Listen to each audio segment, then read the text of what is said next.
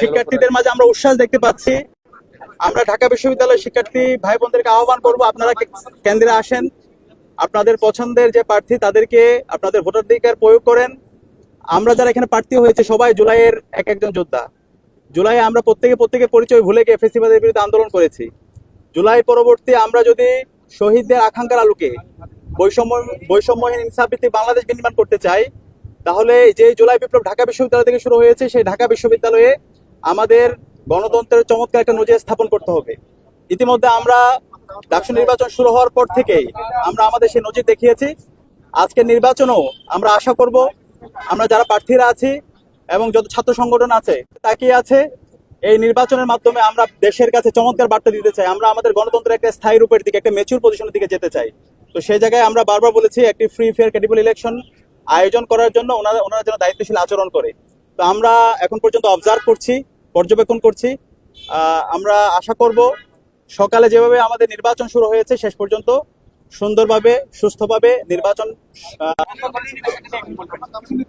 আমরা আচরণবিধির ব্যাপারে বিশ্ববিদ্যালয় প্রশাসনের সাথে আলাপ করেছি। বিশ্ববিদ্যালয় প্রশাসন বলেছিল এখানে কোনো ধরনের ডেস্ক বসানো যাবে না, এটা আমাদেরকে ক্লিয়ার করেছে। সেখানে আমরা কোনো ডেস্ক ব্যবহার করিনি এবং 100 মিটারের মধ্যে কোনো ধরনের স্লিপ দেওয়া যাবে না। কিন্তু আমরা সকালে এসে দেখতে পেয়েছি এখানে একটা ছাত্র সংগঠন তারা ডেস্ক বসিয়েছে এবং তারা 100 মিটারের ভিতরে প্রার্থীদের কাছে গিয়ে স্লিপ দিচ্ছে। একটু নাম বলেন। আমরা দেখতে পেয়েছি ছাত্র দলের কয়েকজন প্রার্থীকে দেখতে পেয়েছি। তো আমরা অনুরোধ করব যে আচরণবিধি আছে সেই আচরণবিধি যেন মানা হয় এবং এক্ষেত্রে আমরা সবাইকে আহ্বান করব, এই নির্বাচনটা খুবই গুরুত্বপূর্ণ। আমরা চাই শহীদদের আকাঙ্ক্ষার আলোকে একটা সুস্থ নির্বাচন বিনির্মাণ করতে এবং সারা দেশকে একটা মেসেজ দিতে। তো সেই জায়গায় আমরা অনুরোধ করব সকল প্রার্থীদেরকে আপনারা দায়িত্বশীল আচরণ করুন এবং নির্বাচন কমিশনকে অনুরোধ করবো যারা আচরণবিধি ভঙ্গ করছে তাদের বিরুদ্ধে ব্যবস্থা গ্রহণ করুন। আমরা পর্যবেক্ষণ করছি। আমরা আশা রাখছি এখানে আমরা যারা ছাত্র সংগঠন আছে, নির্বাচন কমিশন আছে, আমরা সবাই দায়িত্বশীল আচরণ করব। সকালে যেভাবে নির্বাচন শুরু হয়েছে আমরা আশা করব শেষ পর্যন্ত সবাই দায়িত্বশীল আচরণ করবে এবং আমরা সামগ্রিক বিষয় পর্যবেক্ষণ করছি। আমরা আশা রাখছি সবাই দায়িত্বশীল আচরণ করবে। কিন্তু যদি আচরণবিধি কেউ লঙ্ঘন করে, কেউ আমাদের যে নির্বাচন কমিশন আছে তারা যদি কাউকে এক্সট্রা ফ্যাসিলিটিস প্রদান করে, তখন তারা শিক্ষার্থীদের বিরুদ্ধে অবস্থান নেবে। তা আমরা চাই না শিক্ষার্থী বনাম ছাত্র এই ধরনের কোনো পজিশন তৈরি হোক।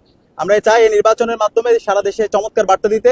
আমাদের যে আজকের গত 16 বছরে আমরা যে ভোটাধিকার দিতে পারি নাই, আমাদের যে গণতন্ত্রের আমাদের কোনো অধিকার ছিল না, সেই জায়গায় আমরা গণতন্ত্রের একটা স্থায়ী রূপের দিকে আমরা একটা ম্যাচিউর পজিশনে যেতে চাই। আমরা আশা করছি ডাকসু নির্বাচনের মাধ্যমে সারা দেশকে সে বার্তা দিতে সক্ষম হবো। সবাইকে অসংখ্য ধন্যবাদ।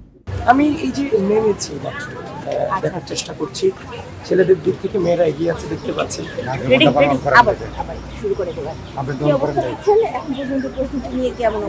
এখনো পর্যন্ত মন্তব্য করার মতো পরিস্থিতি হয়নি। বেলা গড়া তাহলে বোঝা যাবে পরিস্থিতি কোন দিকে হোক। তবে আমি এই জিনিসটাতে আনন্দিত, ছেলেদের থেকে মেয়েরা এগিয়ে আছে, মেয়েরা সকাল সকাল চলে আসছে। গণতন্ত্রের জন্য এটা বিরল দৃষ্টান্ত হতে যাচ্ছে। আপনার আশাবাদের জায়গা কিরকম?